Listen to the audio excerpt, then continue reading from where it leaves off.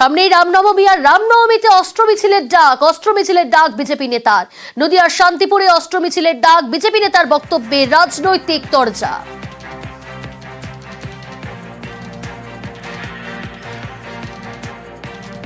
ঝান্ডা থাকবে, ঝান্ডার সঙ্গে ঝান্ডা থাকবে।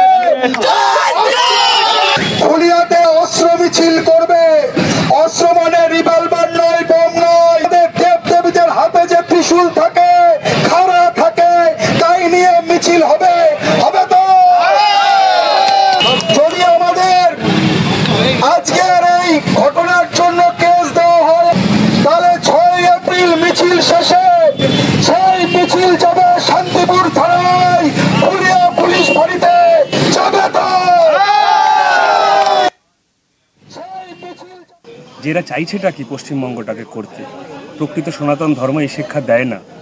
ঝান্ডার তলায় ডান্ডা, অশান্তি, এরা তো অশান্তি গণ্ডগোলের বাতাবরণের বার্তা দিচ্ছে। প্রকৃতপক্ষে শান্তিপূর্ণ মিছিল করবে, ভগবান রামচন্দ্রের অনুষ্ঠান করবে, তো করুক, আমরাও তো অনুষ্ঠানে সামিল হব। শান্তিপুর থেকে শুরু করে টোটাল রাজ্যটাকে একটা অস্থির পরিবেশ বাতাবরণের সৃষ্টি করার চেষ্টা করছে। মা দুর্গা কি এদের দিয়েছে অস্ত্রগুলো যুদ্ধ করার জন্য?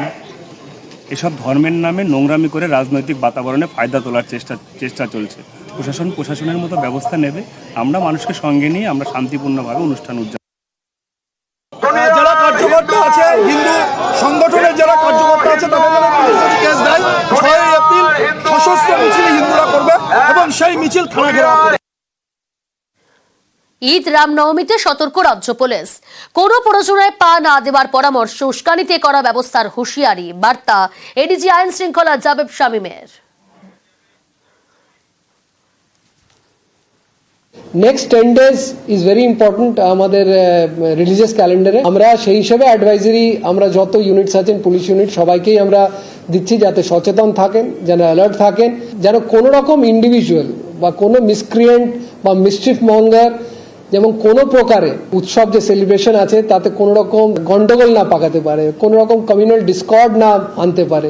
খুব সচেতন অ্যাডমিনিস্ট্রেশন, পুলিশ, কিন্তু সবচেয়ে বড় রোল কিন্তু জনতার আছে। তারা যেন সচেতন থাকেন, তারা অ্যাওয়্যার থাকেন, কারণ আজকালকার সোশ্যাল মিডিয়ার দিনের জায়গায় একটা ফলস রিউমার, একটা ফলস মেসেজ, একটা ফলস আইডেন্টিটি নিয়ে কিছু পোস্ট করা, ওই বেসিসে কোন রকম ভায়োলেন্সে ইন্ডালজ করা, দিস থেকে যেন বিরত থাকেন। যদি কারো কিছু নোটিশে আসে যেন ইমিডিয়েটলি আমাদের অ্যাডমিনিস্ট্রেশন নোটিশে আনেন, তার ব্যবস্থা আমরা ইমিডিয়েটলি করব। কোনো গুজবে কান না দেওয়ার বার্তা কলকাতা পুলিশ কমিশনারেরও।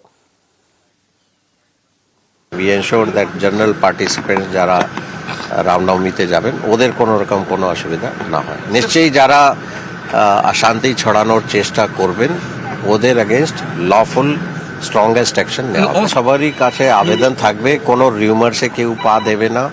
সোশ্যাল মিডিয়া বা বিভিন্ন প্ল্যাটফর্মে যা বলা হচ্ছে কতটা সত্যি আছে, কতটা মিথ্যা আছে, যে নিয়ারেস্ট লোকাল পুলিশ স্টেশন আছে বা পুলিশ অফিসার যারা আছেন ওদের কাছ থেকে ভেরিফাই করে নেওয়া ভালো। We will ensure that enough security arrangements are made. তাদের চোখে আধার, কিন্তু দৃষ্টি রয়েছে স্পর্শে। এবার আঙুল দিয়ে ছুঁয়ে গাছের পাতা চিনতে পারবেন দৃষ্টিহীনরা। বিশ্বভারতীর গবেষক পড়ুয়ার গবেষণাপত্র পরশ পত্রালী।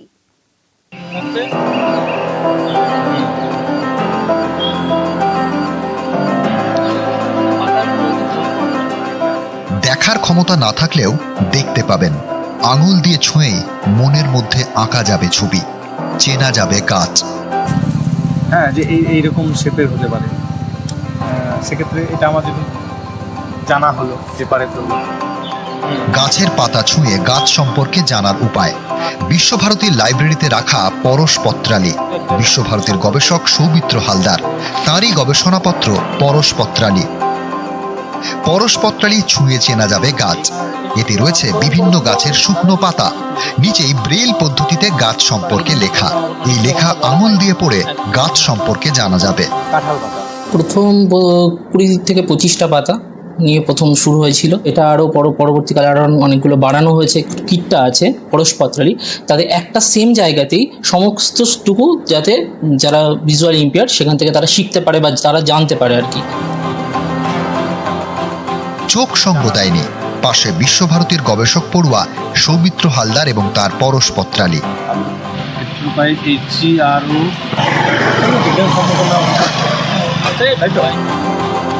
বীরভূম থেকে ইন্দ্রজিৎ রুজ, নিউজ 18 বাংলা। মেট্রোপথে যুক্ত হতে চলেছে বিমানবন্দর। মাটির নিচে তৈরি হচ্ছে ঝকঝকে স্টেশন। এটি হবে মাটির নিচে এশিয়ার অন্যতম বড় মেট্রো স্টেশন। নাম জয় হিন্দ। এসকালেটর থেকে ট্রাভেলেটর সবই থাকছে স্টেশনে। দেশের প্রথম মেট্রো চলে কলকাতায়।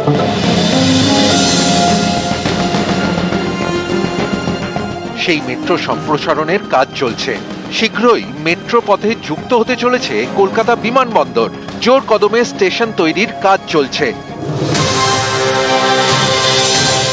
স্টেশনের নাম জয় হিন্দ। কলকাতা মেট্রোর অরেঞ্জ লাইন অর্থাৎ গড়িয়া বিমানবন্দর রুটের প্রান্তিক স্টেশন, আর রেড লাইন অর্থাৎ নোয়াপাড়া বারাসাত রুটের গুরুত্বপূর্ণ জংশন স্টেশন। মাটির 14 মিটার নিচে তৈরি হচ্ছে স্টেশন। তৈরি হচ্ছে 5টি প্ল্যাটফর্ম, যার প্রতিটির দৈর্ঘ্য 180 মিটার। এশিয়ার মধ্যে এটি মাটির নিচে অন্যতম বড় station. We have provided the area of our station, and as far as I understand, this is one of the biggest in Asia. বিমানবন্দর মেট্রো স্টেশনের মধ্যে মোট 5টি লাইন থাকছে। এর মধ্যে প্ল্যাটফর্ম 1 এবং প্ল্যাটফর্ম 2 সেখান থেকে হচ্ছে নোয়াপাড়া থেকে এয়ারপোর্ট থেকে নোয়াপাড়া পর্যন্ত যাতায়াত করতে পারা যাবে। এর পাশাপাশি যেহেতু গড়িয়া থেকেও বিমানবন্দর পর্যন্ত মেট্রো এসে বারাসাত পর্যন্ত যাবে, তার জন্য 3টে প্ল্যাটফর্ম বানানো হচ্ছে, 3 নম্বর, 4 নম্বর, 5 নম্বর, যেগুলোকে বলা হচ্ছে অরেঞ্জ লাইনের প্ল্যাটফর্ম।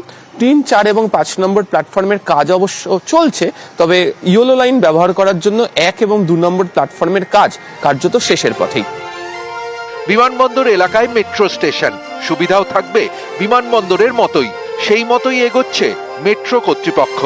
বিমানবন্দরের ধাঁচের যে ট্রাভেলেটর, তারও ব্যবস্থা করে রাখা হচ্ছে, যাতে স্বল্প সময়ের মধ্যে বিমানবন্দর সন্নিহিত সমস্ত জায়গায় এবং বিমানবন্দর মেট্রো স্টেশনের প্ল্যাটফর্মে পৌঁছতে পারা যায়, সেই ব্যবস্থাই এই আধুনিক মেট্রো স্টেশনে করে ফেলা হয়েছে। বিমান যাত্রীদের সুবিধার কথা মাথায় রেখে তৈরি হচ্ছে কলকাতা মেট্রোর জয় হিন্দ স্টেশন। কলকাতা বিমানবন্দরের 1 নম্বর গেট, ঠিক 1 নম্বর গেটের পাশেই তৈরি করা হচ্ছে বিমানবন্দর মেট্রো স্টেশন বা জয় হিন্দ মেট্রো স্টেশনের মধ্যে ঢোকার যে ব্যবস্থা। সাবওয়ে এখান থেকেই শুরু, সিঁড়ির ব্যবস্থা থাকছে, এসকেলেটর থাকছে, চেষ্টা করা হচ্ছে প্রয়োজন এখানে লিফট দেওয়ার জন্য। এছাড়া যারা ধরুন বাসে করে এখানে কোনোভাবে এসে পৌঁছেছেন, তারাও মেট্রো ধরতে চান, তাদের জন্য ব্যবস্থা থাকছে। তার কারণ হচ্ছে এখান থেকে একদম সহজেই সংযুক্ত করার জন্য, অর্থাৎ যেখান থেকে সরকারি বাস পাওয়া যায়, পুরনো এয়ারপোর্টের যে সামনের অংশ, তাকেও এখানে সংযুক্ত করে দেওয়া হয়েছে। জয় হিন্দ মেট্রো স্টেশনের একদিকে বিমানবন্দর, আরেকদিকে যশোর রোড। এই মেট্রো স্টেশনে থাকছে 6টা সিঁড়ি, 6টা লিফট এবং 9টা এসকালেটর। এর মধ্যে বিমানবন্দরের দিকে 3টে সিঁড়ি, 4টে লিফট এবং 6টা এসকালেটর, আর যশোর রোডের দিকে 2টো সিঁড়ি, 2টো লিফট এবং 3টে এসকালেটর। বিমানবন্দরের দিকে থাকছে 330 মিটার লম্বা এবং 11 মিটার চওড়া সাবওয়ে। আর যশোর রোডের দিকে সাবওয়ে 270 মিটার লম্বা আর চওড়ায় 13 মিটার। এর সাবওয়ে তৈরি করার ক্ষেত্রে বিশেষ নজর দেওয়া হয়েছে। এই যে রাস্তাটি একদম সোজা চলে যাবে হচ্ছে যশোর রোড পর্যন্ত, সেখানে বিমানবন্দরের 5 নম্বর গেটও তৈরি করা হয়েছে। এর সঙ্গে সঙ্গে এই সাবওয়েকেও সংযুক্ত করে দেওয়া হচ্ছে অপর একটি 4 নম্বর বলে গেট দিয়ে, যেটা কলকাতা বিমানবন্দরের মধ্যে যে পুলিশ ব্যারাক রয়েছে সেখানের সঙ্গে সংযুক্ত করে দেওয়া থাকছে। ফলে বিভিন্ন দিক থেকে প্রচুর সংখ্যক মানুষজনও এই চওড়া সাবওয়ে দিয়ে হেঁটে যাতায়াত করতে পারবেন। মাটির নিচে বিরাট মেট্রো স্টেশন। এখানে মাটির নিচেই তৈরি হবে 48 মিটার চওড়া রেল ইয়ার্ড, থাকবে 5টি লাইন। ইতিমধ্যেই দমদম থেকে নোয়াপাড়া হয়ে দমদম ক্যান্টনমেন্ট মেট্রো স্টেশন পর্যন্ত commissioner of railway safety metro চলাচলের অনুমতি দিয়েই দিয়েছে। বিমানবন্দর পর্যন্ত মেট্রো চালানোর জন্য অনুমতি মে মাস নাগাদ চলে আসবে আশাবাদী মেট্রো কর্তৃপক্ষ। আর তারপরেই দেশের মধ্যে এবং এশিয়ার মধ্যেও বৃহত্তম আন্ডারগ্রাউন্ড মেট্রো স্টেশন হিসাবে বিমানবন্দর বা জয় হিন্দ মেট্রো স্টেশন পুরোপুরিভাবে যাত্রীদের জন্য ব্যবহার করতে দেওয়ার অনুমতি দেওয়া হবে। ক্যামেরা সুব্রত জানার সাথে আবির ঘোষাল, নিউজ 18 বাংলা, কলকাতা।